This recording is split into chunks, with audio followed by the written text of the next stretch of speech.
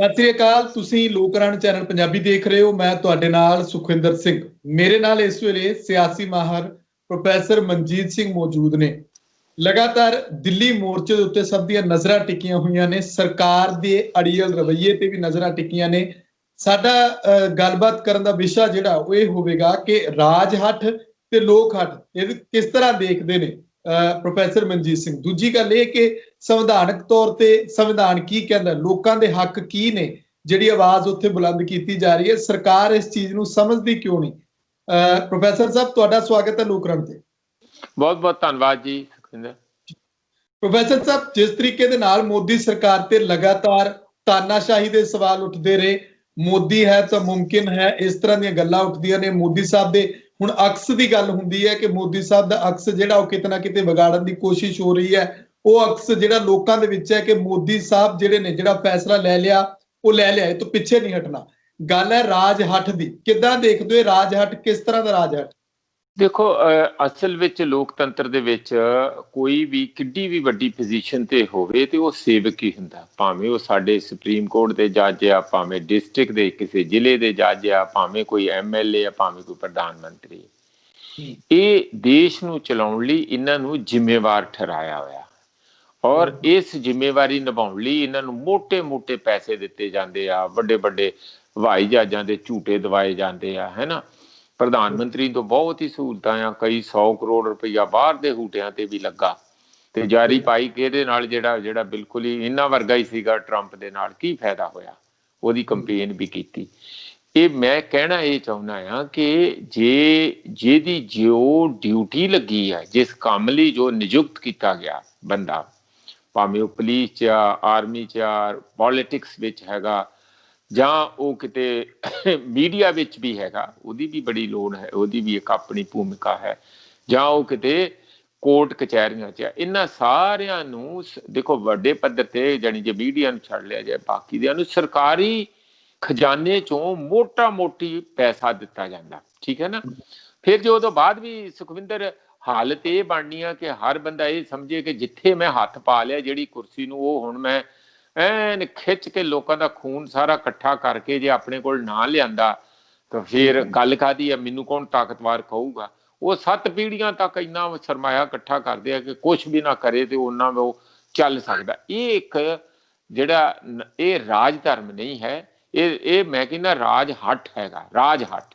ਤੇ ਜਿਹਦੇ ਵਿੱਚ ਆਪਣਾ ਹੀ ਕੰਮ ਕਰਨਾ, ਆਪਣੀ ਮਨਮਰਜ਼ੀ ਕਰਨੀ, ਫਿਊਡਲ ਵਾਂਗੂ ਬਿਹੇਵ ਕਰਨਾ। ਜਾਣੀ ਇਹ ਲੋਕਾਂ ਦੇ ਪ੍ਰਤੀ ਤੁਸੀਂ ਦੇਖੋ ਜੋ ਐਟੀਟਿਊਡ ਆ, ਤੇ ਹੁਣ ਲੋਕ ਇਹਨਾਂ ਨੂੰ ਠੱਗ ਸਮਝਣ ਲੱਗ ਪਏ ਆ। ਕੋਈ ਚੋਰ ਸਮਝਦਾ, ਕੋਈ ਡਾਕੂ ਕਹਿੰਦਾ, ਕੋਈ ਕਹਿੰਦਾ ਕਿ ਇਹ ਹੁਣ ਇਸ ਕਿਸਮ ਦੇ ਜਿਹੜੇ ਮਾਫੀਆ ਹੁੰਦੇ ਆ, ਇਹ ਗੈਂਗ ਤੌਰ ਤੇ ਬਿਹੇਵ ਕਰ ਰਹੇ ਆ। ਸਾਰੇ ਰਾਜਨੀਤਿਕ ਲੋਕ ਇੱਕੋ ਜਿਹੇ। ਕਿੰਨੀ ਲੋਕਾਂ ਦੇ ਵਿੱਚ ਚਰਚਾ ਦੇਖੋ ਤੇ ਸਹੀ, ਤੁਸੀਂ ਸੋਸ਼ਲ ਮੀਡੀਆ ਤੇ ਮਿਲਦੀ ਆ, ਬੜੀਆਂ ਫਲੈਕਸਾਂ ਬਣ ਕੇ। ਜੇ ਤੁਸੀਂ ਟਿੱਕਰੀ ਬਾਰਡਰ ਦੇ ਜਿਹੜੇ 17-18 ਕਿਲੋਮੀਟਰ ਲੰਬਾ ਜਰਨੀ ਆ, ਉਹਨੂੰ ਕੱਲੇ ਪੋਸਟਰ ਪੜ੍ਹੋ ਤੇ ਤੁਹਾਨੂੰ ਸਾਫ਼ ਨਜ਼ਰ ਆਉਂਦਾ ਕਿ ਲੋਕ ਇਹ ਸਾਰੇ ਨਿਜ਼ਾਮ ਬਾਰੇ ਜਿਹੜੇ ਇੰਨੇ ਹੱਠ ਕਰਕੇ ਬੈਠੇ ਹੋਏ ਆ ਕਿ ਅਸੀਂ ਨਹੀਂ ਪਿੱਛੇ ਹਟਦੇ, ਅਸੀਂ ਬੜੇ ਅਸਲੀ ਤਾਕਤ, ਅਸੀਂ ਤੇ ਜਿਹੜਾ ਪ੍ਰਧਾਨ ਮੰਤਰੀ ਤੇ ਹੁੰਦਾ ਉਹਦੇ ਬਗੈਰ ਕੋਈ ਚੂੰ ਕਿਵੇਂ ਕਰ ਜੇ। ਇਹ ਐਟੀਟਿਊਡ ਬਦਲਣਾ ਚਾਹੀਦਾ ਤੁਹਾਨੂੰ। ਤੁਸੀਂ ਕਰਿੰਦੇ ਆ, ਲੋਕ ਕੰਮ ਕਰਦੇ ਆ, ਕੋਈ ਖੇਤਾਂ 'ਚ ਕੰਮ ਕਰਦਾ, ਕੋਈ ਫੈਕਟਰੀਆਂ 'ਚ ਕੰਮ ਕਰਦਾ, ਕੋਈ ਰਿਕਸ਼ਾ ਚਲਾਉਂਦਾ, ਕੋਈ ਰੇਹੜੀ ਤੇ ਕੰਮ ਕਰਦਾ, ਲੋਕ ਵੀ ਕੰਮ ਕਰਦੇ। ਤੁਸੀਂ ਆਪਣਾ ਕੰਮ ਕਰੋ, ਕਿਸਾਨ ਆਪਣਾ ਕੰਮ ਕਰਨਗੇ। ਕੰਮ ਤੇ ਇੰਨੀ ਆ ਨਾ ਗੱਲ। ਪਰ ਇਹ ਜੋ ਇਸ ਵੇਲੇ ਸਟੇਲਮੇਟ ਬਣ ਗਿਆ, ਜਿਹਨੂੰ ਪੰਜਾਬੀ 'ਚ ਜਮੂਦ, ਮੈਂ ਨਵਾਂ ਹੀ ਸ਼ਬਦ ਸਿੱਖਿਆ, ਜਿਹੜਾ ਇਹ ਬਣ ਚੁੱਕਾ, ਇਹ ਕਿਵੇਂ ਜਮੂਰ ਨਾਲ ਹੀ ਤੋੜਨਾ ਪਊਗਾ ਕਿਸੇ ਨਾਲ। ਔਖਾ ਹੋ ਗਿਆ, ਕਾਫੀ ਔਖਾ ਹੋ ਗਿਆ ਸੁਖਵਿੰਦਰ ਜੀ। ਦੂਸਰੇ ਪਾਸੇ ਜਿਹੜੇ ਕਿਸਾਨ ਵੀਰ ਆ, ਉਹ ਤੇ ਲੋਕ ਧਰਮ ਨਿਭਾ ਰਹੇ ਆ। ਜੋ ਉਹਨਾਂ ਨੂੰ ਬਣਦਾ, ਜੋ ਸਮਾਜ ਲਈ ਬਣਦਾ, ਉਹ ਆਪਣੇ ਲਈ ਵੀ ਕਰ ਰਿਹਾ, ਦੂਜਿਆਂ ਲਈ ਵੀ ਕਰ ਰਿਹਾ। ਇਸ ਲਈ ਇਹ ਪ੍ਰਧਾਨ ਮੰਤਰੀ ਤੇ ਉਹਨਾਂ ਦੀ ਸਰਕਾਰ ਤੇ ਉਹਨਾਂ ਦੀ ਕੈਬਨਿਟ ਨੇ ਚੂਜ਼ ਕਰਨਾ ਕਿ ਕੀ ਉਹ ਮੁੱਠੀ ਭਰ ਜਿਹੜੇ ਕਾਰਪੋਰੇਟ ਆ, ਜਿਹੜੇ ਪਹਿਲਾਂ ਹੀ ਇੰਨੇ ਸਸ਼ਕਤ ਆ, ਜਿਨ੍ਹਾਂ ਕੋਲ ਪਹਿਲਾਂ ਹੀ ਇੰਨਾ ਸਰਮਾਇਆ, ਦੇਸ਼ ਦੀ ਤਰੱਕੀ ਦੇ ਨਾਂ ਦੇ ਉੱਤੇ ਦੇਸ਼ ਨੂੰ ਆਪਣੇ ਨਾਂ ਲਵਾਉਣਾ ਚਾਹੁੰਦੇ ਆ, ਜਾਣੀ ਸਾਰੇ ਦੇਸ਼ ਨੂੰ ਆਪਣੇ ਨਾਂ ਤੇ ਲਵਾ ਲੈਣਾ ਚਾਹੁੰਦੇ ਖਰੀਦ ਕੇ। ਇਹ ਹਾਲਤ ਬਣੀ ਹੈ। ਤੇ ਕੀ ਇਹ ਦੇਸ਼ ਦੇ ਵਿਕਾਸ ਇਹੋ ਜਿਹਾ ਕਿੰਨੀ ਦੇਰ ਤੱਕ ਚੱਲੂਗਾ, ਕਿਹਨੂੰ ਮਨਜ਼ੂਰ ਆ, ਕੀ ਨਹੀਂ, ਇਹ ਲੋਕਾਂ ਨੂੰ ਪੁੱਛੋ। ਤੇ ਲੋਕ ਇਸ ਵਿਕਾਸ ਦੀ ਲੀਹ ਨੂੰ, ਜਿਹਦੇ ਤੇ ਮੋਦੀ ਜੀ ਤੇਜ਼ੀ ਨਾਲ ਪਾ ਰਹੇ ਆ, ਉਹ ਬਿਲਕੁਲ ਮਨਜ਼ੂਰ ਨਹੀਂ ਕਰ ਰਹੇ। ਇਹੀ ਕਾਰਨ ਆ ਕਿ ਇੰਨਾ ਵਾਪਰੋਲਾ ਹੈ, ਇਹੀ ਕਾਰਨ ਹੈ ਕਿ ਇੰਨੀ ਠੰਡ ਦੀ परवाह ना करदे होया शहीद हुंदे साडे उत्थे किसान वीरां दी भी कोई परवाह ना करदे होया जंग विच जिवें सिर्फ ते सिर्फ तलवार चलदी आ उसे तरीके नाल उन्हां दी हिम्मत चल रही आ उन्हां दा विश्वास ते एका ते शांतिपूर्वक मार्ग ते चल के ਉਹ ਆਪਣੀ ਲੜਾਈ ਲੜ ਰਹੇ ਆ ਇਸ ਲਈ ਇਹ ਹੱਠ ਜਿਹੜੇ ਵੀਰ ਸਾਡੇ ਕਿਸਾਨ ਆ ਉਹਨਾਂ ਦਾ ਤੇ ਹੱਠ ਤੇ ਹਿੰਮਤ ਇਸ ਗੱਲ 'ਚ ਆ ਕਿ ਅਸੀਂ ਇਨਸਾਫ ਲੈ ਕੇ ਰਹਿਣਾ ਸਾਡੇ ਨਾਲ ਧੱਕਾ ਹੋ ਰਿਹਾ ਜਦ ਕਿ ਸਰਕਾਰ ਆਪਣਾ ਫਾਲਤੂ ਦਾ ਝੂਠਾ ਨੱਕ ਦਾ ਮਾਮਲਾ ਮੁੱਛ ਦਾ ਮਾਮਲਾ ਬਣਾ ਕੇ ਬੈਠੀ ਹੈ ਜਦ ਕਿ ਉਹ ਇਹਨਾਂ ਲੋਕਾਂ ਦੇ ਹੀ ਨੌਕਰ ਹੈਗੇ ਆ ਅਸਲ ਮਾਨਿਆ ਤੇ ਔਰ ਉਹਨਾਂ ਨੂੰ ਉਹ ਕਾਨੂੰਨ ਉਹ ਚੀਜ਼ ਕੋਈ ਨਹੀਂ ਕਰਨੀ ਚਾਹੀਦੀ ਲੋਕਾਂ ਨੂੰ ਜੋ ਮਨਜ਼ੂਰ ਨਾ ਹੋਵੇ ਸੁਖਵਿੰਦਰ ਅਸਰ ਸਾਹਿਬ ਦੂਜੀ ਗੱਲ ਇਹ ਆ ਕਿ ਜਿਵੇਂ ਤੁਸੀਂ ਕਹਿ ਰਹੇ ਸੀ ਕਿ ਰਾਜ ਹੱਠ ਇਸ ਤਰੀਕੇ ਦਾ ਕਿ ਇਤਿਹਾਸ ਤੋਂ ਸਬਕ ਲੈਣ ਦੀ ਕੋਸ਼ਿਸ਼ ਨਹੀਂ ਕਰਦੇ ਕਿ ਇਤਿਹਾਸ ਤੇ ਜੇ ਝਾਤ ਮਾਰ ਲਈ ਜਾਵੇ ਔਰੰਗਜ਼ੇਬ ਤੇ ਝਾਤ ਮਾਰ ਲਈ ਜਾਵੇ ਜਾਂ ਅਬਦਾਲੀਆਂ ਤੇ ਝਾਤ ਮਾਰ ਲਈ ਜਾਵੇ ਕੀ ਕੁਝ ਹੋਇਆ ਸੀ ਕਿਸ ਤਰ੍ਹਾਂ ਦੇ ਤਰੀਕੇ ਹੱਥ ਕੰਡੇ ਉਹਨਾਂ ਨੇ ਅਪਣਾਏ ਲੋਕਾਂ ਨੂੰ ਤੰਗ ਕੀਤਾ ਪਰੇਸ਼ਾਨ ਕੀਤਾ ਅੱਕ ਕੇ ਲੋਕਾਂ ਨੇ ਭਾਵੇਂ ਸ਼ਹਾਦਤਾਂ ਹੋਈਆਂ ਪਰ ਲੋਕਾਂ ਨੇ ਜਿਹੜਾ ਉਹਨੂੰ ਠੱਲ ਪਾ ਦਿੱਤੀ ਨਹੀਂ ਇਹ ਤੇ ਗੱਲਾਂ ਕੀ ਆ ਤੁਸੀਂ ਜੱਲਿਆਂਵਾਲੇ ਬਾਗ ਤੋਂ ਬਾਅਦ ਅੱਲੇ ਪੱਲੇ ਕੁਝ ਨਹੀਂ ਰਿਹਾ ਅੰਗਰੇਜ਼ਾਂ ਦੇ ਜਦੋਂ ਉਹਨਾਂ ਨੇ ਇਹੋ ਜਿਹਾ ਆਪਣਾ ਦਾਦਾਗਿਰੀ ਕਰਨੀ ਸ਼ੁਰੂ ਕੀਤੀ ਲੋਕਾਂ ਨੂੰ ਇੱਕ ਵਾਰੀ ਸਮਝ ਪੈਣ ਦੀ ਲੋੜ ਸੀਗੀ ਸਮਝ ਪੈ ਗਈ ਤੇ ਉਹਨਾਂ ਭਜਾ ਤੇ ਉਦੋਂ ਬਾਅਦ ਇੰਦਰਾ ਗਾਂਧੀ ਨੇ ਕਿੱਡੀ ਦਾਦਾਗਿਰੀ ਦਿਖਾਈ ਸੀ ਉਹ ਕਹਿੰਦੀ ਮੈਂ ਤੇ ਕਿਉਂ ਨਹੀਂ ਕਰਨ ਦੇਣਾ ਸਾਰੀਆਂ ਟ੍ਰੇਡ ਯੂਨੀਅਨਾਂ ਦੇ ਜਾਨੀ ਐਕਟੀਵਿਟੀਜ਼ ਬੰਦ ਕਰਤੀਆਂ ਕੋਈ ਕੁਛ ਨਹੀਂ ਸੀ ਮਤਲਬ ਕੋਈ ਪਬਲਿਕ ਪ੍ਰੋਟੈਸਟ ਨਹੀਂ ਹੋ ਸਕਦਾ ਐਮਰਜੈਂਸੀ ਲਾਈ ਸੀ ਐਮਰਜੈਂਸੀ ਉਹ ਇਹੋ ਜਿਹੀ ਕਿ ਠੀਕ ਆ ਉਹਨੇ ਆਪਣੇ ਤੌਰ ਤੇ ਕਈ ਆਪਣੀ ਉਸ ਤਾਨਾਸ਼ਾਹੀ ਰਵੱਈਏ ਦੇ ਵਿੱਚ ਕਈ ਕੰਮ ਵੀ ਚੰਗੇ ਕੀਤੇ ਗੱਡੀਆਂ ਜਿਹੜੀਆਂ 14 10 5 ਘੰਟੇ ਲੇਟ ਆਉਂਦੀਆਂ ਸੀ ਐ ਚੱਲਦੀਆਂ ਸੀ ਜਿਵੇਂ ਸੂਈ ਦੇ ਸਕਿੰਟਾਂ ਤੱਕ ਕੁਝ ਸਾਨੂੰ ਚੰਗੇ ਕੰਮ ਵੀ ਉਹਦੇ ਲੱਗੇ ਪਰ ਜ਼ਿਆਦਾ ਕੰਮ ਜਿਹੜੇ ਸੀ ਸਿਵਲ ਲਿਬਰਟੀ ਸਾਰੀਆਂ ਖਤਮ ਹੋਣ ਕਰਕੇ ਵਿਗਾੜ ਵੀ ਬਹੁਤ ਪਿਆ ਤੇ ਜਿਹਦਾ ਖਮਿਆਜਾ ਉਹਨੂੰ ਭੁਗਤਣਾ ਪਿਆ ਆਪਾਂ ਦੇਖਦੇ 77 ਦੇ ਵਿੱਚ ਕਿੱਡੀ ਵੱਡੀ ਮੂਵਮੈਂਟ ਨਿਕਲੀ ਜੋ ਇਹਨੂੰ ਜੈ ਪ੍ਰਕਾਸ਼ ਨਾਰਾਇਣ ਮੂਵਮੈਂਟ ਕਹਿੰਦੇ ਆ ਇਹੀ ਤਰੀਕੇ ਨਾਲ ਇਹ ਕਿਸਾਨਾਂ ਨੇ ਹੁਣ ਉਹਦੀ ਦੂਜੇ ਰੂਪ 'ਚ ਇਹ ਮੁਹਿੰਮ ਛੇੜਤੀ ਆ ਮੂਵਮੈਂਟ ਛਿੜ ਗਈ ਆ ਇਹਦਾ ਐਂਡ ਇਸ ਕਿਸਮ ਦੀ ਰਾਜਨੀਤੀ ਨੂੰ ਖਤਮ ਕਰਕੇ ਹੋਣਾ ਤੁਸੀਂ ਮੇਰੇ ਸ਼ਬਦਾਂ ਨੂੰ ਯਾਦ ਰੱਖਿਓ ਇਹ ਇਕੱਲੇ ਤਿੰਨਾਂ ਕਾਨੂੰਨਾਂ ਤੱਕ ਨਹੀਂ ਗੱਲ ਖਤਮ ਹੋਣੀ 3 ਕਾਨੂੰਨ ਤੇ ਇੱਕ ਸ਼ੁਰੂਆਤ ਆ 3 ਕਾਨੂੰਨ ਵੀ ਇਹਨਾਂ ਨੂੰ ਵਾਪਸ ਕਰਨੇ ਪੈਣਗੇ ਤੇ ਗਾਂ ਲਈ ਇਹਨਾਂ ਨੂੰ ਇਸ ਕਿਸਮ ਦੀ ਆਪਣੀ ਰਾਜਨੀਤੀ ਤੋਂ ਵੀ ਬਾਜ ਆਉਣਾ ਪਊਗਾ ਜੇ ਨਹੀਂ ਆਉਣਗੇ ਤੇ ਲੋਕ ਫਿਰ ਇਹੋ ਜਿਹਾ ਸਬਕ ਸਿਖਾਉਣਗੇ ਜਿਵੇਂ ਬਾਕੀ ਸਾਰੇ ਡਿਕਟੇਟਰਾਂ ਨੂੰ ਅੱਜ ਦੇ ਦੁਨੀਆ ਦੇ ਇਤਿਹਾਸ ਵਿੱਚ ਸਿਖਾਇਆ ਜਾਂਦਾ ਰਿਹਾ ਸੁਖਵਿੰਦਰ ਬਿਲਕੁਲ ਸਾਰਿਆਂ ਨੇ ਜਿਹੜੀਆਂ ਲੈ ਰਹੀਆਂ ਹੋਣੀਆਂ ਦੇਖ ਰਹੀਆਂ ਹੋਣੀਆਂ ਕਿ ਕਿਸਾਨਾਂ ਦੀ ਇੱਕ ਤਸਵੀਰ ਹੈ ਤੇ ਸਰਕਾਰ ਜਿਵੇਂ ਟੁਕੜੇ ਵਿੱਚ ਵੰਡੀ ਹੋਈ ਹੈ ਕਿਤੇ ਨਾ ਕਿਤੇ ਇਲਜ਼ਾਮਬਾਜ਼ੀਆਂ ਜਿਹੜੀਆਂ ਉਹ ਸਰਕਾਰ ਤੇ ਸਵਾਲ ਬਹੁਤ ਉੱਠਦੇ ਨੇ ਦੂਜੀ ਗੱਲ ਇਹ ਪ੍ਰੋਫੈਸਰ ਸਾਹਿਬ ਕੀ ਕਹਿੰਦਾ ਸਾਡਾ ਕੀ ਸੰਵਿਧਾਨ ਇਸ ਹੱਠ ਦੇ ਉੱਤੇ ਰੋਕ ਨਹੀਂ ਲਗਾ ਸਕਦਾ ਕੀ ਸੰਵਿਧਾਨ ਦੇ ਵਿੱਚ ਇਸ ਹੱਠ ਉੱਤੇ ਰੋਕ ਲਗਾਉਣ ਦੇ ਲਈ ਕੋਈ ਇਹੋ ਜਿਹਾ ਕੋਈ ਮਤਲਬ ਕਿ ਲੋਕਤੰਤਰਿਕ ਤਰੀਕੇ ਦੇ ਨਾਲ ਜਦੋਂ ਸਰਕਾਰ ਚੁਣੀ ਜਾਂਦੀ ਹੈ ਤਾਂ ਸੰਵਿਧਾਨ ਨੂੰ ਛਿੱਕੇ ਟੰਗ ਦਿੰਦੀ ਹੈ ਤਾਂ ਸੰਵਿਧਾਨਕ ਤੌਰ ਤੇ ਕੀ ਹੱਕ ਨੇ ਸੁਖਵਿੰਦਰ ਜੀ ਜਦੋਂ ਅਸੀਂ 8ਵੀਂ 9ਵੀਂ 'ਚ ਵੀ ਪੜ੍ਹਦੇ ਸੀ ਨਾ ਸਾਨੂੰ ਕਿਤਾਬਾਂ 'ਚ ਸਿਖਾਇਆ ਜਾਂਦਾ ਸੀ ਕਿ ਲੋਕਤੰਤਰ ਨੂੰ ਬੈਲੈਂਸ ਕਰਨ ਲਈ ਉਹਦਾ ਆਪਸ ਵਿੱਚ ਕਿਤੇ ਸੰਤੁਲਨ ਖੋ ਨਾ ਜਾਏ ਵਿੱਚੋਂ ਹੀ ਕੋਈ ਡਿਕਟੇਟਰ ਨਾ ਬਣ ਜੇ ਇੱਕ ਪਾਸੜੇ ਨਾ ਸਾਰੀ ਗੱਲ ਚੱਲ ਜੇ ਉਹਨਾਂ ਨੇ ਬੜੇ ਭਾਗਾਂ ਦੀ ਭਾਗ ਕੰਮ ਵੰਡ ਕੀਤੀ ਹੋਈ ਹੈ ਜਿਵੇਂ ਕਿ ਅਫਸਰਸ਼ਾਹੀ ਦਾ ਕੰਮ ਆਪਣਾ ਆ ਇਸੇ ਤਰੀਕੇ ਨਾਲ ਕਾਨੂੰਨ ਘੜਨ ਵਾਲਿਆਂ ਦਾ ਆਪਣਾ ਆ ਕੰਮ MLA MP ਸਾਹਿਬਾਨਾਂ ਦਾ ਆਪਣਾ ਕੰਮ ਆ ਉਸ ਕਾਨੂੰਨ ਦੇ ਸੰਵਿਧਾਨ ਦੀ ਰੱਖਿਆ ਕਰਨਾ ਕੋਰਟ ਕਚਹਿਰੀਆਂ ਹੈਗੀਆਂ ਉਹਨੂੰ ਇੰਟਰਪ੍ਰੇਟ ਕਰਦੀਆਂ ਮੀਡੀਆ ਦੇ ਇੱਕ ਆਪਣੀ ਭੂਮਿਕਾ ਆ ਕਿ ਉਹ ਸਾਰਿਆਂ ਲਈ ਵਾਚ ਡੌਗ ਹੋਵੇ ਜੇ ਇਹ ਸਾਰੇ ਅੰਗ ਜਿਹੜੇ ਸਾਡੇ ਲੋਕਤੰਤਰ ਦੇ ਇਮਾਨਦਾਰੀ ਨਾਲ ਕੰਮ ਕਰਨੇ ਲੱਗ ਜਾਣ ਤੇ ਫਿਰ ਕੀ ਆ ਕੋਈ ਘਾਟਾ ਹੀ ਨਹੀਂ ਕਿਸੇ ਕਿਸਮ ਦੀ ਕੋਈ ਦਿੱਕਤ ਨਹੀਂ ਹੋ ਸਕਦੀ ਹੁਣ ਇਸ ਕੇਸ ਦੇ ਵਿੱਚ ਜੇ BJP ਆਪਣੀ ਇੱਕ RSS ਦੀ ਪੁਰਾਣੀ ਸੋਚ ਨੂੰ ਕਿ ਉਹਨਾਂ ਨੇ ਹਿੰਦੂ ਰਾਸ਼ਟਰ ਇੱਥੇ ਬਣਾਉਣਾ ਸਾਰਿਆਂ ਨੂੰ ਭਖਵਾ ਕਰਨਾ ਇੱਥੇ ਗਊ ਮੂਤਰ ਦੀਆਂ ਫੈਕਟਰੀਆਂ ਲਾ ਕੇ ਤੇ ਉਹ ਸਾਰੇ ਦੇਸ਼ ਦੀ ਦੁਨੀਆ ਦੇਸ਼ ਨੂੰ ਐਕਸਪੋਰਟ ਕਰਨਾ ਤੇ ਪਰ ਜੇ ਉਹ ਉਂਝ ਵੈਸੇ ਜਿਹੜਾ ਇੱਥੇ ਸਾਡਾ ਬੀਫ ਐਕਸਪੋਰਟ ਹੁੰਦਾ ਸੀ ਭਾਵੇਂ ਉਹ ਕਿਸੇ ਹੋਰ ਜਾਨਵਰਾਂ ਦਾ ਬਫੇਲੋ ਬੀਫ ਵੀ ਹੈਗਾ ਆ ਉਸ ਕਿਸਮ ਦਾ ਐਕਸਪੋਰਟ ਹੁੰਦਾ ਸੀ ਉਹ ਸਾਰੇ ਨੂੰ ਅਸੀਂ ਕੋਈ ਬੰਦ ਕਰਨਾ ਤੇ ਇੱਥੇ ਜਿਹੜੇ ਐਕਸੀਡੈਂਟਾਂ 'ਚ ਭਾਵੇਂ ਲੱਖਾਂ ਲੋਕ ਮਰ ਜਾਣ ਉਹਦਾ ਕੋਈ ਜ਼ਿੰਮੇਵਾਰ ਨਹੀਂ ਹੈ ਪਰ ਇੱਕ ਉਸ ਚੀਜ਼ ਜਿਹੜੀ ਆਪਣੇ ਤਰੀਕੇ ਦੀ ਇੱਕ ਨਵੀਂ ਰਾਜਨੀਤੀ ਲੈ ਕੇ ਆਏ ਤੇ ਉਹਨਾਂ ਨੇ ਜਿਹੜਾ ਸਾਰਾ ਸੰਤੁਲਨ ਜਿਹੜਾ ਸਾਰਾ ਲੋਕਾਂ ਦਾ ਇੱਕ ਦੂਸਰੇ ਵਿੱਚ ਇਤਫਾਕ ਭਰੋਸਾ ਉਸ ਨੂੰ ਐਨ ਛਿੰਨ ਬਿੰਨ ਕਰਕੇ ਰੱਖਤਾ ਉਹਦੇ ਤੇ ਨਵੇਂ ਸਵਾਲ ਖੜੇ ਕਰਕੇ ਰੱਖ ਦਿੱਤੇ। ਤੇ ਜਿਹੜਾ ਇਸ ਕਿਸਮ ਦੇ ਇਹ ਚੱਲੇ ਹੋਏ ਆ, ਜਿਸ ਸੋਚ ਨੂੰ ਲੈ ਕੇ ਚੱਲੇ ਆ ਸੁਖਵਿੰਦਰ, ਉਹ ਬਿਲਕੁਲ ਹੁਣ ਸਵਾਲੀਆ ਚਿੰਨ੍ਹ ਦੇ ਵਿੱਚ ਹੈਗੀ ਆ।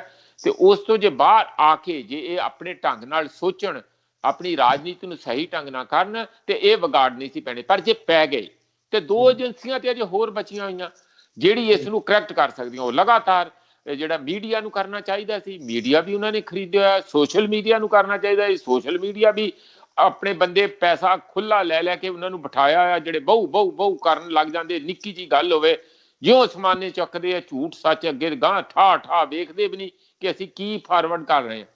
ਸਭ ਤੋਂ ਮੈਨੂੰ ਜਿਹੜੀ ਸ਼ਰਮਿੰਦਗੀ ਵਾਲੀ ਗੱਲ ਲੱਗਦੀ ਸੁਖਵਿੰਦਰ ਜੀ, ਉਹ ਹੈਗੀ ਆ ਸਾਡੀਆਂ ਕੋਰਟ ਕਚਹਿਰੀਆਂ ਦੀ। ਜਿਸ ਦੇਸ਼ ਦੀ ਸਭ ਤੋਂ ਸਰਵੋਤਮ ਜਿਹੜੀ ਕੋਰਟ ਹੈਗੀ ਆ, ਜਾਂ ਜਿਹਨੂੰ ਸੁਪਰੀਮ ਕੋਰਟ ਕਹਿੰਦੇ ਆ, ਉਸ ਦਾ CJI ਕਾਬੂ ਆ ਜੇ ਸਰਕਾਰ ਦੇ, ਫਿਰ ਕਾਹਦੀ ਕੋਰਟ ਆ? ਉਹਨੂੰ ਖਤਮ ਕਰਨਾ, ਉਹਨੂੰ ਤਾਲਾ ਲਾ ਦੋ, ਕੁਛ ਨਹੀਂ ਹੋਣਾ ਉੱਥੇ। ਰੰਜਨ ਗਗੋਈ ਨੂੰ ਕਿਵੇਂ ਕਾਬੂ ਕੀਤਾ ਇਹਨਾਂ ਨੇ? ਕਿਉਂ ਉਹਨੂੰ ਰਾਜ ਸਭਾ ਦੀ ਸੀਟ 4 ਮਹੀਨੇ 10 ਦਿਨਾਂ ਦੇ ਬਾਅਦ ਹੀ ਦੇਤੀ, ਇਧਰੋਂ ਰਿਟਾਇਰ ਹੋਣ ਤੋਂ ਬਾਅਦ। ਤੇ ਜਿਹੜੇ ਬਾਕੀ ਲਾਈਨ 'ਚ ਲੱਗੇ ਆ, ਉਹਨਾਂ ਨੂੰ ਵੀ ਇਹੋ ਹੀ ਆ ਕਿ ਅਸੀਂ ਜ਼ਿੰਦਗੀ ਭਰ ਰਿਟਾਇਰ ਮਰਨ ਤੱਕ ਨਾ ਹੋਈਏ, ਔਰ ਕਿਸੇ ਨਾ ਕਿਸੇ ਕੰਮ ਦੇ ਵਿੱਚ ਸਾਨੂੰ ਸਰਕਾਰੀ ਕੰਮ, ਕੋਈ ਗਵਰਨਰ ਲਾ ਦੇਣ, ਕੋਈ MP ਬਣਾ ਦੇਣ, ਕੋਈ ਮਿਨਿਸਟਰ ਬਣਾ ਦੇਣ, ਸਾਡੇ ਬੱਚਿਆਂ ਨੂੰ, ਸਾਡੀ ਬੀਵੀ ਨੂੰ, ਸਾਰਿਆਂ ਨੂੰ ਇਸ ਕਿਸਮ ਦਾ, ਜਾਂ ਕੋਈ ਹਸਬੈਂਡ ਵੀ ਹੋ ਸਕਦਾ, ਇਹਨਾਂ ਸਾਰਿਆਂ ਨੂੰ ਝੂਠੇ ਜਿਹੜੇ ਸਰਕਾਰੀ ਝੂਠੇ ਮਿਲਦੇ ਰਹਿਣ, ਜਿਹੜੇ ਸੁੱਖ ਸੁਵਿਧਾ ਆ। ਇਸ ਲਈ ਉਹ ਕਾਨੂੰਨ ਕਾਹਨੂੰ ਦੇਖਣਗੇ? ਫਿਰ ਉਹ ਆਪਣਾ ਕੰਮ ਨਹੀਂ। ਇਹਦਾ ਮਤਲਬ ਜਿਸ ਚੀਜ਼ ਲਈ ਤਨਖਾਹ ਲੈ ਰਹੇ ਆ ਉਹ ਕੰਮ ਨਹੀਂ ਕਰਨਾ, ਹੋਰ ਪੁੱਠੇ ਕੰਮ ਕਰਨੇ ਆ।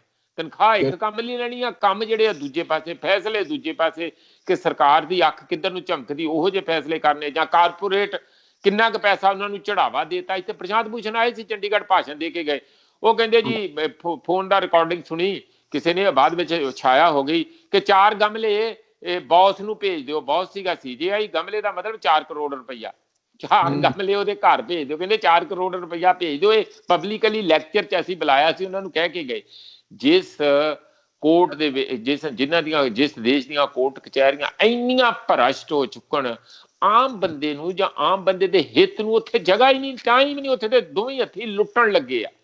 ਜੇ ਕੋਰਟਾਂ ਵੀ ਇਹੋ ਜਿਹੀਆਂ ਹੋ ਜਾਣ, ਮੀਡੀਆ ਵੀ ਆਪਣੀ ਸਰਕਾਰ ਦੀ ਹੀ ਗੁਣਗਾਨ ਕਰੇ, ਤਾਂ ਦੇਸ਼ ਕਿੱਥੇ ਜਾਵੇ? ਇਹ ਰਿਜ਼ਲਟ ਜਿਹੜਾ ਮੂਵਮੈਂਟ ਦਾ ਨਿਕਲਿਆ, ਉਹ ਸਾਰੇ ਪਾਸਿਓਂ ਲੋਕ ਜਦੋਂ ਹਤਾਸ਼ ਹੋ ਗਏ, ਕੋਈ ਆਸਰਾ ਨਹੀਂ, ਕੋਈ ਲਾਈਟ ਨਹੀਂ ਉਹਨਾਂ ਨੂੰ ਦਿਖ ਰਹੀ, ਕੋਈ ਜੀਵਨ ਦਾ ਸਹਾਰਾ ਨਹੀਂ ਦਿਖ ਰਿਹਾ, ਕੋਈ ਭਵਿੱਖ ਨਹੀਂ ਦਿਖ ਰਿਹਾ। ਔਰ ਉਹ ਲੋਕ, ਪੰਜਾਬੀ ਲੋਕ, ਖਾਸ ਕਰ ਕਿਸਾਨ ਲੋਕ, ਜਿਨ੍ਹਾਂ ਨੇ ਏਡਾ ਰੁਤਬੇ ਮਾਣੇ ਹੋਣ, ਰਾਜ ਮਾਣੇ ਹੋਣ, ਔਰ ਜਿਨ੍ਹਾਂ ਦੇ ਪਿੱਛੇ ਇਤਿਹਾਸ ਜਿਹੜਾ ਸਿੱਖੀ ਦਾ ਹੋਵੇ ਔਰ ਕੁਰਬਾਨੀਆਂ ਦਾ ਲੰਬਾ ਇਤਿਹਾਸ ਆਜ਼ਾਦੀ ਲਈ ਹੋਵੇ, ਉਹ ਇਹਨੂੰ ਬਰਦਾਸ਼ਤ ਕਰਨਗੇ। ਇਸ ਲਈ ਇਹ ਜਿਹੜੀ ਸ਼ੁਰੂਆਤ ਹੋਈ ਹੈ ਸੁਖਵਿੰਦਰ ਜੀ, ਬੜੇ ਰਾਈਟ ਟਾਈਮ ਤੇ ਹੋਈ ਹੈ, ਜਦੋਂ ਦੇਸ਼ ਦੇ ਅੰਦਰ ਇੱਕ ਬਹੁਤ ਹੀ ਵੱਡੇ ਪੱਧਰ ਤੇ ਭੈ ਤੇ ਨਫ਼ਰਤ ਦੀ ਰਾਜਨੀਤੀ ਵੱਡੇ ਪੱਧਰ ਤੇ ਫੈਲਾ ਦਿੱਤੀ ਗਈ ਸੀ। ਅੱਜ ਵੀ ਤੁਸੀਂ ਜਾ ਕੇ ਦੇਖੋ, ਮੁਸਲਮਾਨ ਮੁੰਡਿਆਂ ਦੇ ਕਪਲ ਜਿਹੜੇ ਆ ਮਸਜਿਦ ਤੋਂ ਚੁੱਕ ਕੇ ਕਹਿੰਦੇ ਆ ਕਿ ਜੀ ਇਹ ਤੁਸੀਂ ਕਿਹਦੀ ਮੈਰਿਜ ਕਰ ਲਈ, ਜਾ ਕੇ ਥਾਣੇ ਰੱਖ ਦਿੰਦੇ ਆ। ਇਹ ਦੇਸ਼ ਹੈ ਕੋਈ? ਉਹਨਾਂ ਨੂੰ ਕਿਵੇਂ ਤੁਸੀਂ ਦੇਸ਼ ਭਗਤੀ ਦਾ ਪਾਠ ਪੜਾਓਗੇ ਜਿਨ੍ਹਾਂ ਨਾਲ ਤੁਸੀਂ ਇੰਨਾ ਧੱਕਾ ਤੇ ਅਨਿਆਂ ਕਰਦੇ ਆ? ਇਹ ਦੇਸ਼ ਸਾਰਿਆਂ ਦਾ ਦੇਸ਼ ਹੈ। ਇੱਥੇ ਉਹਨਾਂ ਜਿਹੜੇ ਮੁਸਲਮਾਨ ਭਾਈ ਇੱਥੇ ਰਹਿੰਦੇ ਆ, ਉਹਨਾਂ ਨੇ ਆਪ ਫੈਸਲਾ ਕਰਕੇ ਕਿ ਸਾਡਾ ਦੇਸ਼ ਹੈ, ਅਸੀਂ ਨਹੀਂ ਜਾਵਾਂਗੇ, ਅਸੀਂ ਇਹਨੂੰ ਪਿਆਰ ਕਰਦੇ ਆ। ਉਹ ਨਹੀਂ ਗਏ। ਜਿੰਨਾ ਮਰਜ਼ੀ ਕਿਸੇ ਨੇ ਧਰਮ ਦੇ ਨਾਂ ਤੇ ਉਹਨਾਂ ਨੂੰ, ਉਹ ਸਾਡੇ ਨਾਲੋਂ ਜ਼ਿਆਦਾ ਦੇਸ਼ ਭਗਤ ਆ। ਫਿਰ ਜੇ ਅਸੀਂ ਲਗਾਤਾਰ ਉਹਨਾਂ ਨੂੰ ਇਹ ਅਹਿਸਾਸ ਕਰਾਓਗੇ ਕਿ ਜਾਓ ਪਾਕਿਸਤਾਨ, ਇੱਥੇ ਕੀ ਕਰਦੇ ਆ, ਜਾਓ ਪਾਕਿਸਤਾਨ, ਇਹ ਘਟੀਆ ਨਫ਼ਰਤ ਭਰੀ ਰਾਜਨੀਤੀ ਸਮਾਜ ਨੂੰ ਕਮਜ਼ੋਰ ਕਰਨ ਲਈ, ਤੋੜਨ ਵਾਲੀ ਅੱਜ ਵੀ ਹੋ ਰਹੀ ਹੈ, ਕੋਈ ਬੰਦ ਨਹੀਂ ਹੋਈ। ਉਹਨਾਂ ਨੂੰ ਵੰਗਾਰਨ ਲਈ ਜਿਹੜੇ ਸਿੰਘ ਸੂਰਮੇ ਉੱਥੇ ਬੈਠੇ ਆ, ਇਹ ਜਿਹੜੇ ਉੱਥੇ, ਮੈਂ ਧਰਮ ਦੀ ਭਾਸ਼ਾ ਨਹੀਂ ਵਰਤ ਰਿਹਾ, ਮਤਲਬ ਮੈਂ ਬਲਵਾਨ ਲੋਕ ਬੈਠੇ ਆ, ਬਹਾਦਰ ਲੋਕ ਬੈਠੇ ਆ, ਕਿਸਾਨ ਬੈਠੇ ਆ, ਮਜ਼ਦੂਰ ਬੈਠੇ ਆ, ਨੌਜਵਾਨ ਬੈਠੇ, ਔਰਤਾਂ ਬੈਠੀਆਂ, ਵੱਡੀ ਉਮਰ ਦੀ ਵੀ ਪਰਵਾਹ ਨਾ ਕਰਦੀਆਂ ਹੋਈਆਂ ਭਗਤ ਸਿੰਘ ਦੇ ਪੋਰਟਰੇ ਲੈ ਕੇ ਬੈਠੀਆਂ ਉੱਥੇ। ਅੱਜ ਤੁਸੀਂ ਵੱਡੀਆਂ ਦੇਖੀਆਂ ਹੋਣੀਆਂ। ਦੂਜੇ ਪਾਸੇ ਦੇਖੋ ਕਿੰਨੇ ਵਧੀਆ ਲੋਕ ਆ, ਕਿੰਨੇ ਆਤਮ ਵਿਸ਼ਵਾਸ ਨਾਲ ਚੱਲਣ ਵਾਲੇ ਲੋਕ ਆ, ਕਿ ਭੁੱਖ ਹੜਤਾਲ ਤੇ ਪੈਂਦੇ ਆ, ਜਦ ਕਿ ਉਹਨਾਂ ਨੂੰ ਪਤਾ ਕਿ ਉਹ ਗੁਰੂ ਗੋਬਿੰਦ ਸਿੰਘ ਜੀ ਨੂੰ ਕੋਟ ਕਰਦੇ ਆ, ਚੂੰਕਾ ਰਾਜ਼ਾ ਮਾਹੀਲ ਤੇ ਦਰਗਜਸ਼ ਹਲਾਲ ਅਸਤ ਬੁਰਦਮ ਬਾ ਸ਼ਮਸ਼ੀਰ ਦਸਤ। ਆਪਾਂ ਸਾਰੇ ਜਾਣਦੇ ਆ ਇਹਨਾਂ ਗੱਲਾਂ ਦੇ ਉੱਤੇ, ਅਸੀਂ ਵੱਡੇ ਹੋਏ ਆ ਕਿ ਜੇ ਲੋੜ ਪਵੇ ਤਾਂ ਫਿਰ ਕਿਰਪਾਨ ਚੁੱਕਾਂਗੇ। ਅਸੀਂ ਬਾਰ-ਬਾਰ ਕਹਿੰਦੇ ਆ ਕਿ ਕੋਈ ਲੋੜ ਨਹੀਂ, ਕਿਰਪਾਨ ਨਾਲੋਂ ਜ਼ਿਆਦਾ ਤਕੜਾ ਤੁਹਾਡਾ ਆਤਮ ਵਿਸ਼ਵਾਸ ਦੇ ਬਲ ਤੇ ਏਕਾ ਹੈਗਾ, ਭਰੋਸਾ ਹੈਗਾ, ਸਹਿਚਾਰ ਹੈਗਾ। ਉਹ ਬੜਾ ਤਕੜੇ ਤੌਰ ਤੇ ਕੰਮ ਕਰ ਰਿਹਾ ਅੱਜ ਦੀ ਤਰੀਕ ਦੇ ਵਿੱਚ ਵੀ। ਤੇ ਮੈਂ ਕਹਿੰਦਾ ਕਿ ਜੋ ਉੱਥੇ ਬੁਨਿਆਦ ਰੱਖੀ ਗਈ ਹੈ, ਇਹ ਲੋਕ ਸਿਰਫ ਕਾਨੂੰਨਾਂ ਦਾ, ਖੇਤੀ ਦੇ ਕਾਨੂੰਨਾਂ ਦਾ ਨਹੀਂ, ਦੇਸ਼ ਦੇ ਅੰਦਰ ਇੱਕ ਨਵਾਂ ਮਾਹੌਲ ਪੈਦਾ ਹੋਊਗਾ। ਇੱਕ ਆਉਣ ਵਾਲੇ ਸਮੇਂ 'ਚ ਤੁਸੀਂ ਦੇਖਿਓ ਕਿ ਜਿਨ੍ਹਾਂ ਲੋਕਾਂ ਦਾ ਦਮ ਘੁੱਟਣ ਲੱਗ ਗਿਆ ਸੀ, ਜਿਹੜੇ ਲੋਕ ਆਪਣੀ ਕਲਮ ਨਾਲ ਕੁਝ ਲਿਖਣ ਤੋਂ ਬੰਦ ਕਰ ਗਏ ਸੀ, ਡਰਦੇ ਮਾਰੇ ਕਿ ਮੇਰੇ ਪਿੱਛੇ ਈਡੀ ਜਾਂ ਕੋਈ ਹੋਰ ਇਨਕਮ ਟੈਕਸ ਜਾਂ CBI ਜਾਂ ਇਹੋ ਜਿਹੇ ਲਗਾਤੇ ਜਾਣਗੇ, ਉਹਨਾਂ ਸਾਰਿਆਂ ਲਈ ਇੱਕ ਜੁਰਤ ਦਾ ਮਾਹੌਲ ਬਣਿਆ। ਅੱਜ ਹੁਣ ਗਏ ਇਨਕਮ ਟੈਕਸ ਵਾਲੇ ਰੇਡ ਕਰਾ ਰਹੇ ਆ ਨਾ ਆਪਣਾ, ਤੇ ਉਹਨਾਂ ਨੇ ਕਿਹਾ ਆਓ ਤਾਂ ਅਸੀਂ ਤੁਹਾਨੂੰ ਜੇ ਤੁਹਾਨੂੰ ਸੂਤਰ ਨਾ ਕਰਤਾ ਤੇ ਤੁਸੀਂ ਹੁੰਦੇ ਕੌਣ ਆ ਗਏ ਚੋਰ ਸਾਰਿਆਂ ਜਹਾਨ ਦੇ ਇਕੱਠੇ ਹੋ ਕੇ ਸਾਡੇ ਤੇ ਰੇਡ ਕਰਨ ਆਏ ਆ। ਹੁਣ ਤੁਸੀਂ ਦੇਖਿਓ ਉਹਨਾਂ ਦਾ ਹਾਲ ਕੀ ਹੁੰਦਾ। ਇਹ ਜਿਹੜੇ ਸਾਰਿਆਂ ਨੂੰ ਪ੍ਰਸ਼ਾਦਾ ਮਿਲੂਗਾ, ਜਿਨ੍ਹਾਂ ਨੇ ਗੱਫੇ ਖਾਦੇ ਆ ਨਾ, ਜਿਨ੍ਹਾਂ ਖਾਦੀਆਂ ਚੋਪੜੀਆਂ ਘਣੇ ਸਹਿਣਗੇ ਦੁੱਖ, ਹੈ ਨਾ, ਤੇ ਜਿਨ੍ਹਾਂ ਨੇ ਲੂਣ ਮਿਰਚ ਨਾ ਖਾ ਕੇ ਗੁਜ਼ਾਰਾ ਕੀਤਾ, ਉਹਨਾਂ ਦਾ ਆਉਣ ਵਾਲਾ ਦੇਖਿਆ। ਜਿਨ੍ਹਾਂ ਨੇ ਮੌਜਾਂ ਕੀਤੀਆਂ ਨਾ ਗਿੱਦੜਾਂ ਵਾਂਗੂ, ਉਹ ਹੁਣ ਉਹਨਾਂ ਨੂੰ ਗਿੱਦੜ ਕੁੱਟ ਵੀ ਪਊਗੀ। ਕੁੱਟ, ਮੈਂ ਕੋਈ ਵਾਇਲੈਂਸ ਨਹੀਂ ਐਕਸਾਈਟ ਕਰ ਰਿਹਾ, ਕੁੱਟ ਦਾ ਮਤਲਬ ਮੈਂ ਮੈਟਾਫਰ ਯੂਜ਼ ਕਰ ਰਿਹਾ ਕਿ ਉਹਨਾਂ ਨੂੰ ਹੁਣ ਲੈਣੀਆਂ ਦੀਆਂ ਦੇਣੀਆਂ ਪੈਣਗੀਆਂ। ਹਿਸਾਬ ਇਸੇ ਧਰਤੀ ਤੇ ਇਹਨਾਂ ਲੋਕਾਂ ਨੂੰ ਦੇਣਾ ਪਊਗਾ, ਔਰ ਉਹ ਸ਼ੁਰੂ ਹੋ ਚੁੱਕਾ। ਸੁਖਵਿੰਦਰ ਜੀ, ਪ੍ਰੋਫੈਸਰ ਸਾਹਿਬ ਇੱਕ ਹੋਰ ਸਵਾਲ ਇੱਥੇ ਖੜਾ ਹੁੰਦਾ, ਲੋਕ ਪੁੱਛਦੇ ਨੇ ਕਿ ਫਿਰ ਸੰਵਿਧਾਨ ਦੀ ਲੋੜ ਕੀ ਹੈ ਜੇ ਸੰਵਿਧਾਨ ਨਾਲ ਛੇੜਛਾੜ ਕਰਨੀ ਹੈ, ਫਿਰ ਕਾਨੂੰਨ ਦੀ ਲੋੜ ਕੀ ਹੈ ਜੇ ਕਾਨੂੰਨ ਦੀ ਦੁਰਵਰਤੋਂ ਕਰਨੀ ਹੈ, ਜੇ ਕਾਨੂੰਨੀ ਤਰੀਕੇ ਨਾਲ ਸੰਵਿਧਾਨਕ ਜਿਹੜਾ ਗੈਰ ਸੰਵਿਧਾਨਕ ਤਰੀਕਾ ਆਪਾਂ ਲਾ ਲਈਏ ਕਿ ਸੰਵਿਧਾਨ ਨੂੰ ਬਾਈਪਾਸ ਕਰਕੇ ਗੈਰ ਸੰਵਿਧਾਨਕ ਤਰੀਕੇ ਨਾਲ ਲੋਕਾਂ ਦੀ ਜਿਹੜੀ ਲੁੱਟਮਾਰ ਕਰਨੀ ਹੈ, ਫਿਰ ਲੋੜ ਕੀ ਹੈ ਇਹਨਾਂ ਚੀਜ਼ਾਂ ਦੀ? ਮੈਂ ਇਹ ਤੁਹਾਨੂੰ ਇੱਥੇ ਇੰਟਰਵੀਨ ਕਰਦਾ ਕਿ ਜਦੋਂ ਪਛੜੇ ਦੇਸ਼ਾਂ ਦੇ ਵਿੱਚ, ਜਿੱਥੇ ਅਨਪੜ੍ਹਤਾ ਹੋਵੇ, ਗੁਰਬਤ ਹੋਵੇ, ਜਿੱਥੇ ਖਾਣ ਲਈ ਰੋਟੀ ਨਾ ਹੋਵੇ, ਜਾਂ ਜਿੱਥੇ ਬੱਚਿਆਂ ਦੀ ਸਿਹਤ ਮਤਲਬ 40-42% ਬੱਚੇ ਸਾਡੇ ਅਨੀਮਿਕ ਹੋਣ, ਉਹਨਾਂ ਨੂੰ ਖੁਰਾਕ ਹੀ ਨਾ ਮਿਲਦੀ ਹੋਵੇ, ਇਹੋ ਜਿਹੇ ਪਛੜੇ ਦੇਸ਼ 'ਚ ਜਿਨ੍ਹਾਂ ਨੇ ਹੈਂਡ ਟੂ ਮਾਊਥ ਵੱਡੀ ਜਨਤਾ 50% ਰਹਿੰਦੀ ਹੋਵੇ, ਉਹਨਾਂ ਨੂੰ ਇਹ ਆਪਣੀ ਰਾਜਨੀਤਿਕ ਚੇਤਨਾ ਤੇ ਇੱਕ ਜਗ੍ਹਾ ਇੰਟਰਵੀਨ ਕਰਕੇ ਤੇ ਜਿਹੜਾ ਰਾਜ ਨੂੰ ਸਹੀ ਦਿਸ਼ਾ ਦੇ ਵਿੱਚ ਰੱਖਣਾ, ਲੀਹਾਂ ਤੇ ਰੱਖਣਾ, ਉਹਨਾਂ ਕੋਲ ਫੁਰਸਤ ਨਹੀਂ ਹੁੰਦੀ। ਨਾ ਉਹ ਇੰਨੇ ਸਤਰਕ ਹੋ ਸਕਦੇ ਆ, ਨਾ ਕੌਂਸ਼ੀਅਸ ਹੋ ਸਕਦੇ ਆ, ਰਾਜਨੀਤਿਕ ਤੌਰ ਤੇ ਚੇਤਨਾ ਦਾ ਮੌਕਾ ਨਹੀਂ ਮਿਲਦਾ ਉਹਨਾਂ ਨੂੰ, ਕਿਉਂਕਿ ਉਹ ਦੱਬੇ ਹੋ ਤੇ ਉਹਨਾਂ ਦਾ ਸਰਵਾਈਵਲ ਦਾ ਸਵਾਲ ਹੁੰਦਾ। ਇਸ ਲਈ ਕੋਈ ਵੀ ਦੁਨੀਆ 'ਚ ਤੁਸੀਂ ਦੇਖੋ ਜਿੱਥੇ ਚੰਗੀ ਤਰੀਕੇ ਨਾਲ ਡੈਮੋਕ੍ਰੇਸੀ ਕੰਮ ਕਰਦੀ ਆ, ਉੱਥੇ ਲੋਕ ਸਰੀਰਕ ਤੌਰ ਤੇ, ਮਾਨਸਿਕ ਤੌਰ ਤੇ ਔਰ ਆਪਣੀ ਨੌਲੇਜ ਦੇ ਵਿੱਚ ਵੀ ਪਰਪੱਕ ਹੋਣੇ ਚਾਹੀਦੇ ਆ। ਇਹ ਤਾਂ ਹੀ ਸਿਸਟਮ ਕੰਮ ਕਰ ਸਕਦਾ।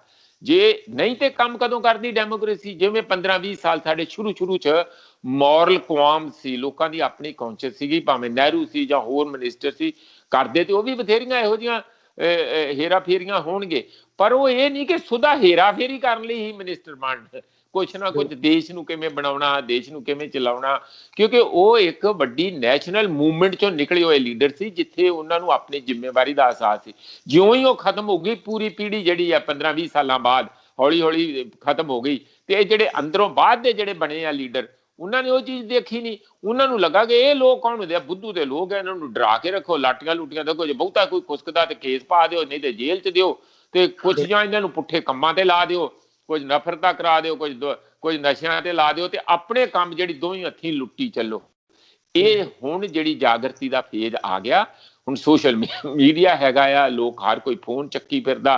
ਹੁਣ ਇਹ ਨਵਾਂ ਫੇਜ਼ ਸਾਡੇ ਦੇਸ਼ ਦੀ ਆਜ਼ਾਦੀ, ਤਾਂ ਹੀ ਤਾਂ ਲੋਕ ਕਹਿੰਦੇ ਆ, ਅਸੀਂ ਵੀ ਕਹਿੰਦੇ ਆ ਕਿ ਦੇਸ਼ ਦੀ ਦੂਜੀ ਆਜ਼ਾਦੀ ਦੀ ਜੰਗ ਦੀ ਸ਼ੁਰੂਆਤ ਆ, ਜਿਹਦੇ ਵਿੱਚ ਹੁਣ ਆਪਾਂ ਦੇਖਣਾ ਕਿ ਆਪਾਂ ਲੋਕਾਂ ਨੂੰ ਸਿਹਤ ਦੇ ਤੌਰ ਤੇ ਉਹਨਾਂ ਦੀ ਕਮਜ਼ੋਰੀਆਂ ਤੋਂ ਕਿਵੇਂ ਆਜ਼ਾਦੀ ਪਵਾਉਣੀ ਆ, ਉਹਨਾਂ ਨੂੰ ਅਨਪੜ੍ਹਤਾ ਤੋਂ ਕਿਵੇਂ ਆਜ਼ਾਦੀ ਪਵਾਉਣੀ, ਗਰੀਬੀ ਤੋਂ ਆਜ਼ਾਦੀ ਕਿਵੇਂ ਪਵਾਉਣੀ ਆ, ਇਸੇ ਤਰੀਕੇ ਨਾਲ ਹਰ ਕਿਸਮ ਦੀ ਨਫ਼ਰਤ ਤੋਂ ਆਜ਼ਾਦੀ ਕਿਵੇਂ ਪਵਾਉਣੀ ਆ, ਜਾਤ ਪ੍ਰਸਤੀ ਤੋਂ ਆਜ਼ਾਦੀ ਕਿਵੇਂ ਪਵਾਉਣੀ ਆ, ਤਾਂ ਕਿ ਇੱਕ ਸੁਨੱਖਾ ਸੱਚਾ ਮਨੁੱਖ ਇੱਕ ਦੂਜੇ ਨੂੰ ਭਰਾ ਭੈਣ ਸਮਝੇ, ਜਾਂ ਜੋ ਵੀ ਉਹਨੇ ਸਮਝਣਾ, ਜੋ ਵੀ ਉਹਦਾ ਰਿਸ਼ਤਾ ਬਣਦਾ ਉਂਝ ਸਮਝੇ, ਕਿਉਂਕਿ ਅਸੀਂ ਇੱਕੋ ਹੀ ਰੋਸ਼ਨੀ ਦੇ ਜਿਹੜੇ ਪ੍ਰਣਾਏ ਹੋਏ ਜਾਂ ਪੈਦਾ ਕੀਤੇ ਹੋਏ ਹੈ ਨਾ, ਜਿਹਨੂੰ ਇੱਕ ਪ੍ਰਮਾਤਮਾ ਕਹਿੰਦੇ ਆ, ਅਸੀਂ ਉਹਦੇ ਹੀ ਪੈਦਾ ਕੀਤੇ ਹੋਏ ਆ। ਬਾਕੀ ਸਾਡੇ ਐਡਰੈਸ ਅਲੱਗ-ਅਲੱਗ ਜ਼ਰੂਰ ਹੋਣ, ਪਿੱਛੇ ਸਾਡੀ ਪੈਦਾਇਸ਼ ਇੱਕੋ ਹੀ ਹੋਈ ਹੈ, ਸਾਡੀ ਨਸਲ ਇੱਕੋ ਹੀ ਆ, ਭਾਵੇਂ ਉਹ ਕਾਲੇ ਆ, ਚਿੱਟੇ ਆ, ਪੀਲੇ ਆ, ਜਿਹੋ ਜਿਹਾ ਮਰਜ਼ੀ ਹੋਈਏ। ਇਹ ਤੇ ਹੁਣ ਸਾਇੰਸ ਨੇ ਨਹੀਂ ਪ੍ਰੂਵ ਕਰਤਾ ਨਾ, ਇਹਦੇ 'ਚ ਮੇਰਾ ਕਹਿਣ ਦਾ ਨਹੀਂ ਹੈਗਾ। ਪਹਿਲਾਂ ਰੇਸ ਦਾ ਹੁੰਦਾ ਸੀ, ਜਾਤਾਂ ਦਾ ਸਾਡੇ ਦੇਸ਼ 'ਚ ਬਹੁਤ ਆ, ਇਹ ਸਾਰਾ ਪ੍ਰੂਵ ਹੋ ਚੁੱਕਿਆ ਕਿ ਖੂਨ ਸਭ ਦਾ ਇੱਕੋ ਜਿਹਾ। ਇਸ ਲਈ ਫਿਰ ਆਪਾਂ ਵਖਰੇਵਿਆਂ ਤੋਂ ਉੱਪਰ ਉੱਠਣ ਦੀ ਲੋੜ ਆ। ਇਹ ਹੁਣ ਨਵਾਂ ਫੇਜ਼ ਸਾਡੇ ਦੇਸ਼ ਦੇ ਵਿੱਚ ਵੀ ਸ਼ੁਰੂ ਹੋਊਗਾ, ਜਿਹਦੇ ਨਾਲ ਸਮਾਜ ਹੌਲੀ ਮਜ਼ਬੂਤ ਹੋਊਗਾ, ਤੇ ਜਿਹੜਾ ਤੁਸੀਂ ਬਾਰ-ਬਾਰ ਸੰਵਿਧਾਨ ਦਾ ਸਵਾਲ ਕਰਦੇ ਆ, ਉਹ ਤਾਂ ਹੀ ਕੰਮ ਆਊਗਾ। ਕਿਤਾਬ ਰੱਖ ਦਿਓ ਘਰ, ਸ੍ਰੀ ਗੁਰੂ ਗ੍ਰੰਥ ਸਾਹਿਬ ਨੂੰ ਰੱਖ ਦਿਓ ਤੇ ਤੁਸੀਂ ਸਿਆਣੇ ਬਣ ਜਾਓਗੇ ਰੱਖਣ ਨਾਲ? ਨਾ, ਉਸ ਨੂੰ ਜ਼ਿੰਦਗੀ 'ਚ ਉਤਾਰਨਾ ਪਊਗਾ, ਉਸ ਨੂੰ ਪੜ੍ਹਨਾ ਪਊਗਾ, ਸਮਝਣਾ ਪਊਗਾ। ਸਮਝਣ ਤੋਂ ਬਾਅਦ ਤੁਹਾਨੂੰ ਆਪਣੇ ਡੇਲੀ ਰੂਟੀਨ ਦੇ ਵਿੱਚ ਉਤਾਰਨਾ ਪਊਗਾ, ਜਿੰਨਾ ਵੀ ਤੁਸੀਂ ਉਤਾਰ ਸਕਦੇ ਆਪਣੇ ਹਾਲਾਤਾਂ ਮੁਤਾਬਕ। ਇਹੀ ਸੰਵਿਧਾਨ ਦਾ ਆ। ਸੰਵਿਧਾਨ ਆਪਣੇ ਆਪ 'ਚ ਪੋਥਾ ਬਣਾਉਣ ਦਾ ਉਹਦਾ ਕੋਈ ਅਰਥ ਨਹੀਂ ਹੈ ਜਦ ਤੱਕ ਉਸ ਨੂੰ ਅਸੀਂ ਲੋਕਾਂ ਦੇ ਜੀਵਨ 'ਚ ਨਹੀਂ ਉਤਾਰਦੇ। ਜੀਵਨ 'ਚ ਤਾਂ ਉਤਰੂਗਾ ਜੇ ਉਹਨਾਂ ਕੋਲ ਮੌਕਾ ਹੋਊ, ਟਾਈਮ ਹੋਊ, ਅਪਰਚੁਨਿਟੀ ਹੋਊਗੀ, ਤੇ ਉਹ ਸਾਰਾ ਜਦੋਂ ਮਾਹੌਲ ਬਣੂਗਾ ਤਾਂ ਫਿਰ ਇਹ ਡੈਮੋਕ੍ਰੇਸੀ ਵੈਸਟ ਵਾਂਗੂ ਇੱਥੇ ਵੀ ਬੈਟਰ ਕੰਮ ਕਰੂਗੀ। ਨਹੀਂ ਤੇ ਜੋ ਹੋ ਰਿਹਾ ਉਹ ਹੋਰ ਵੀ ਦੇਸ਼ ਨੂੰ ਕਈ ਕਿਸਮ ਦੇ ਰਾਜਨੀਤਿਕ, ਸਮਾਜਿਕ ਤੇ ਸੱਭਿਆਚਾਰਕ ਤੇ ਸਿਹਤ ਦੇ ਤੇ ਆਰਥਿਕ ਸਾਰੇ ਸੰਕਟਾਂ 'ਚ ਧੱਕ ਸਕਦਾ। ਬਿਲਕੁਲ ਬਿਲਕੁਲ। ਇੱਕ ਪ੍ਰੋਫੈਸਰ ਸਾਹਿਬ ਹੋਰ ਗੱਲ ਇਹ ਆ ਕਿ ਹੱਠ ਇਸ ਕਦਰ ਹੈ ਕਿ ਬੀਜੇਪੀ ਲਗਾਤਾਰ ਭਾਵੇਂ ਕਿ ਆਪਣੇ ਲੋਕ ਸਭਾ ਮੈਂਬਰਾਂ ਨੂੰ ਜਿਹੜਾ ਉਹਨਾਂ ਦੇ ਇਲਾਕਿਆਂ 'ਚ ਭੇਜ ਰਹੀ ਹੈ ਕਿ ਜਾ ਕੇ ਪ੍ਰਚਾਰ ਕਰੋ। ਦੇਸ਼ਾਂ ਵਿਦੇਸ਼ਾਂ ਦੇ ਵਿੱਚ ਵੀ ਇਹੀ ਕੁਝ ਦੇਖਣ ਨੂੰ ਮਿਲ ਰਿਹਾ ਹੈ। ਪੰਜਾਬ ਦੇ ਵਿੱਚ ਜਿਹੜੀ ਬੀਜੇਪੀ ਹੈ ਉਹ ਚਲੋ ਪੰਜਾਬੀ ਕਿਸਾਨਾਂ ਨੂੰ ਸਮਝਾਉਣ 'ਚ ਤਾਂ ਨਾਕਾਮ ਰਹੀ ਹੈ। ਉਹ ਲੋਕਾਂ ਦੇ ਵਿੱਚ ਇਹ ਪ੍ਰਚਾਰ ਕਰ ਰਹੀ ਹੈ ਕਿ ਮੈਂ ਹੱਠ ਤੋਂ ਹੀ ਲੈ ਕੇ ਆ ਰਿਹਾ ਸੀ ਕਿ ਉਹ ਪ੍ਰਚਾਰ ਇਸ ਤਰ੍ਹਾਂ ਦਾ ਕਿ ਕਾਰਪੋਰੇਟ ਦਾ ਪੰਜਾਬ ਦੇ ਵਿੱਚ ਪਹਿਲਾਂ ਤੋਂ ਹੀ ਚੱਲਦੇ ਨੇ, ਕਿਹੜੀਆਂ ਜ਼ਮੀਨਾਂ ਦਾ ਕਾਰਪੋਰੇਟਾਂ ਨੇ। ਪਰ ਹੁਣ ਕਿਸਾਨਾਂ ਦੇ ਵਿੱਚ ਕਹਿੰਦੇ ਡਰ ਜਿਹੜਾ ਪਾਇਆ ਜਾ ਰਿਹਾ ਉਹ ਸਿਰਫ ਜ਼ਮੀਨਾਂ ਦਾ ਹੀ ਹੈ ਕਿ ਜ਼ਮੀਨਾਂ ਨਾ ਖੁੱਸ ਜਾਣ, ਹੋਰ ਕੋਈ ਕਹਿੰਦੇ ਗੱਲ ਨਹੀਂ। ਖੇਤੀ ਕਾਨੂੰਨਾਂ ਦੇ ਹੱਕ ਦੇ ਵਿੱਚ ਕਿਸਾਨ ਹੈ। ਇਹ ਗੱਲ ਇਹ ਵੀ ਚੀਜ਼ ਜਿਹੜੀ ਹੱਠ ਵਿੱਚ ਉੱਠਦੀ ਹੈ ਕਿ ਤੁਸੀਂ ਆਪਣੇ ਝੂਠ ਨੂੰ 100 ਵਾਰ ਕਹਿ ਕੇ ਉਹਨੂੰ ਸੱਚਾ ਬਣਾਉਣ ਦੀ ਕੋਸ਼ਿਸ਼ ਕਰੋ ਤੇ ਦੂਜਿਆਂ ਨੂੰ ਸਮਝਣ ਦੀ ਲੋੜ ਨਹੀਂ ਫਿਰ। ਸੁਖਵਿੰਦਰ, ਆਪਾਂ ਚੰਗੀ ਤਰ੍ਹਾਂ ਜਾਣਦੇ ਹਾਂ ਕਿ ਸਾਡੇ ਦੇਸ਼ ਨੂੰ ਹੌਲੀ ਹੌਲੀ ਸਟੈਪ ਬਾਈ ਸਟੈਪ ਡਿਕਟੇਟਰਸ਼ਿਪ ਵੱਲ, ਤਾਨਾਸ਼ਾਹੀ ਵੱਲ ਲਿਜਾਇਆ ਜਾ ਰਿਹਾ ਸੀ ਰਾਜਨੀਤਿਕ ਤੌਰ ਤੇ।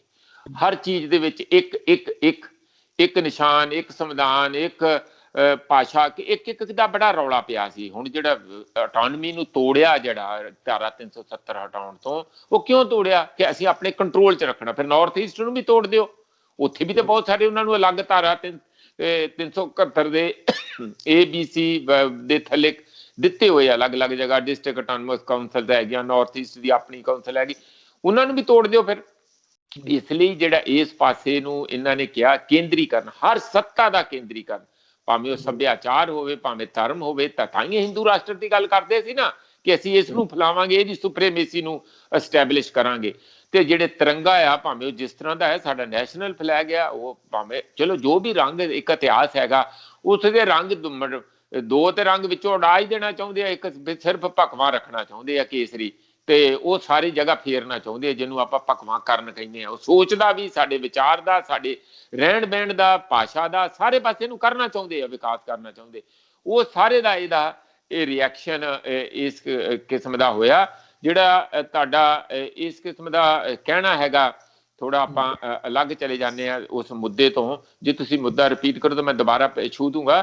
ਪਰ ਇਸ ਕਿਸਮ ਦਾ ਇਹਨਾਂ ਨੇ ਜਿਹੜਾ ਹੱਠ ਇਸ ਪਾਸੇ ਨੂੰ ਲਿਜਾਣਾ ਕੀਤਾ, ਉਸ ਦਾ ਹੀ ਰਿਐਕਸ਼ਨ ਸੁਖਵਿੰਦਰ ਇਹ ਗੱਲ ਹੈ ਕਿ ਬਹੁਲਤਾ, ਅਲੱਗ-ਅਲੱਗ ਭਾਸ਼ਾ, ਅਲੱਗ-ਅਲੱਗ ਵਿਚਾਰ, ਅਲੱਗ-ਅਲੱਗ ਕਲਚਰ, ਅਲੱਗ-ਅਲੱਗ ਸੱਭਿਆਚਾਰ, ਅਲੱਗ-ਅਲੱਗ ਧਰਮ, ਅਲੱਗ-ਅਲੱਗ ਬਰਾਦਰੀਆਂ ਹੈਗੀਆਂ ਸਾਡੀਆਂ, ਉਸ ਪਾਸੇ ਨੂੰ ਜਿਹੜਾ ਉਹਨਾਂ ਨੂੰ ਸਭ ਨੂੰ ਸਪੇਸ ਮਿਲਣੀ ਚਾਹੀਦੀ ਹੈ। ਜੇ ਉਹ ਨਹੀਂ ਕਰਨਗੇ, ਜੇ ਏਕੀਕਰਨ ਦਾ ਕਰਨਗੇ, ਤਾਂ ਫਿਰ ਉਧਰ ਨੂੰ ਜ਼ਿਆਦਾ ਇੱਕੋ ਇੱਕ ਦਾ ਵਾਲੇ ਚੱਲਣਗੇ। ਤਾਂ ਫਿਰ ਕੁਦਰਤੀ ਹੈ ਕਿ ਇਹੋ ਜਿਹੇ ਰਿਐਕਸ਼ਨ ਵੱਡੇ ਪੱਧਰ ਤੇ ਆਉਣਗੇ, ਜਿਸ ਤਰ੍ਹਾਂ ਘੱਟ ਗਿਣਤੀਆਂ ਵਰਸਸ ਬਹੁ ਗਿਣਤੀਆਂ, ਅਪਰ ਕਾਸਟ ਵਰਸਸ ਲੋਅਰ ਕਾਸਟ, ਅਪਰ ਕਲਾਸ ਜਿਹੜੀਆਂ ਵੱਡੀਆਂ ਜਿਹੜੇ ਪੈਸੇ ਵਾਲੇ ਲੋਕ, ਤੇ ਜਿਹੜੇ ਧਮਾਤੜ ਤੇ ਮਿਡਲ ਕਲਾਸ। ਇਸ ਕਿਸਮ ਦੇ ਅਲੱਗ-ਅਲੱਗ ਜਿਹੜੇ ਸਮਾਜ ਦੇ ਅੰਦਰ ਤੁਹਾਨੂੰ ਵਰਤਾਰੇ ਸਾਫ਼-ਸਾਫ਼ ਦਿਖਦੇ ਆ, ਉਹਨਾਂ ਦੀ ਜਿਹੜੀ ਆਪਸੀ ਖਿੱਚਾਤੂਈ ਹੈ ਉਹ ਜ਼ਿਆਦਾ ਵੱਧਦੀ।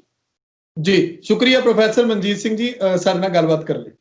ਬਹੁਤ ਬਹੁਤ ਸ਼ੁਕਰੀਆ ਸੁਖਵਿੰਦਰ ਜੀ, ਤੁਹਾਡੇ ਚੈਨਲ ਦਾ ਬਹੁਤ ਬਹੁਤ ਧੰਨਵਾਦ ਜੀ। ਸ਼ੁਕਰੀਆ, ਧੰਨਵਾਦ। ਸੋ ਸਾਡੇ ਨਾਲ ਪ੍ਰੋਫੈਸਰ ਮਨਜੀਤ ਸਿੰਘ ਮੌਜੂਦ ਸਨ। ਰਾਜ ਹੱਠ ਬੀਜੇਪੀ ਨੂੰ ਛੱਡ ਦੇਣਾ ਚਾਹੀਦਾ ਹੈ, ਇਹ ਲਗਾਤਾਰ ਸਿਆਸੀ ਮਾਹਰ ਤੱਕ ਹੀ ਬੁੱਧੀਜੀਵੀ ਸਾਰੇ ਸਮਝਾ ਰਹੇ ਨੇ, ਵੱਡੇ ਸ਼ਾਸਤਰੀ ਗੱਲ ਕਹਿ ਰਹੇ ਨੇ ਕਿ ਸਰਕਾਰ ਨੂੰ ਆਪਣੇ ਝੂਠ ਨੂੰ ਸੱਚ ਸਾਬਤ ਕਰਨ ਦੇ ਲਈ ਜ਼ੋਰ ਲਾਉਣ ਦੀ ਥਾਂ ਤੇ ਕਿਸਾਨਾਂ ਦੇ ਵਿੱਚ ਜਾ ਕੇ ਕਿਸਾਨਾਂ ਦੀ ਗੱਲ ਨੂੰ ਮੰਨ ਲੈਣਾ ਚਾਹੀਦਾ ਹੈ। ਖੇਤੀ ਕਾਨੂੰਨ ਖਤਰਨਾਕ ਨੇ ਤੇ ਖਤਰਨਾਕ ਰਹਿਣਗੇ ਜਦ ਤੱਕ ਸਰਕਾਰ ਇਸ ਨੂੰ ਰੱਦ ਨਹੀਂ ਕਰਦੀ। ਇਸ ਤੋਂ ਬਾਅਦ ਹੋਰ ਕੋਈ ਹੱਲ ਹੁੰਦਾ ਨਜ਼ਰ ਨਹੀਂ ਆ ਰਿਹਾ। ਹੱਠ ਨੂੰ ਛੱਡ ਦੇਣਾ ਚਾਹੀਦਾ। ਤੁਹਾਨੂੰ ਪ੍ਰੋਗਰਾਮ ਕਿਸ ਤਰ੍ਹਾਂ ਦਾ ਲੱਗਿਆ, ਵਿਚਾਰ ਕਮੈਂਟ ਕਰਕੇ ਜ਼ਰੂਰ ਦੱਸਿਓ। ਲੋਕ ਰਾਣੀ ਚੈਨਲ ਪੰਜਾਬੀ ਨੂੰ ਸਬਸਕ੍ਰਾਈਬ ਕਰੋ। ਧੰਨਵਾਦ।